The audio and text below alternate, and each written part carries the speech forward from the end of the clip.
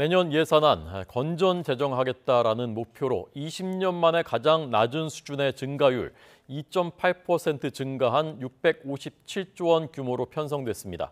그러나 워낙 세수가 부진하게 거치고 있기 때문에 내년 나라 살림이 더 악화될 것이라는 전망도 나오고 있습니다. 오인석 기자가 보도합니다. 정부가 내년 예산 증가율을 2.8%로 확정했습니다. 올해 5.1% 증가율과 비교할 때 대폭 축소한 겁니다. 내년 예산은 656조 9천억 원으로 18조 2천억 증가에 그쳤습니다.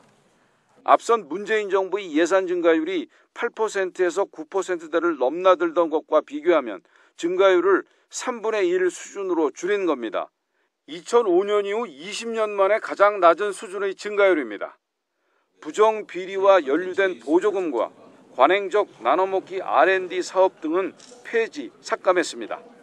모든 사업을 원점에서 재검토하여 타당성과 효과성이 없는 사업은 단호히 폐지, 삭감하는 재정 정상화를 함께 추진하였습니다.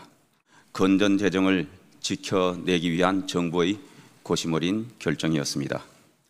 재정 낭비 등을 막아 확보한 23조 원은 민생안전과 국민안전 등에 재투자됩니다. 분야별로는 보건복지 고용과 공공질서, 안전, 외교 통일 등이 늘어난 반면 교육과 R&D는 줄었습니다.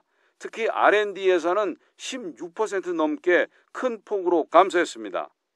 예산 증가율이 줄었지만 내년 나라 살림은 큰 규모의 적자를 면치 못할 것으로 보입니다. 내년 관리재정 수지 적자 규모는 92조 원, GDP 대비 적자 비율도 3.9%에 달합니다. 올해보다 재정 상황이 더 나빠지는 겁니다. 무엇보다 세수가 잘 거치지 않는 것이 가장 큰 원인입니다. 정부는 경기 둔화와 자산시장 침체 영향 등으로 내년 국세 수입이 올해보다 33조 원 감소할 것으로 예측했습니다. 나라 빚은 62조 원 가까이 늘며 1,196조 원이 넘을 것으로 전망됩니다. 증가폭은 2019년 이후 가장 낮은 수준으로 2027년까지 GDP 대비 국가채무 비율을 53%로 유지하기로 했습니다. YTN 오인석입니다.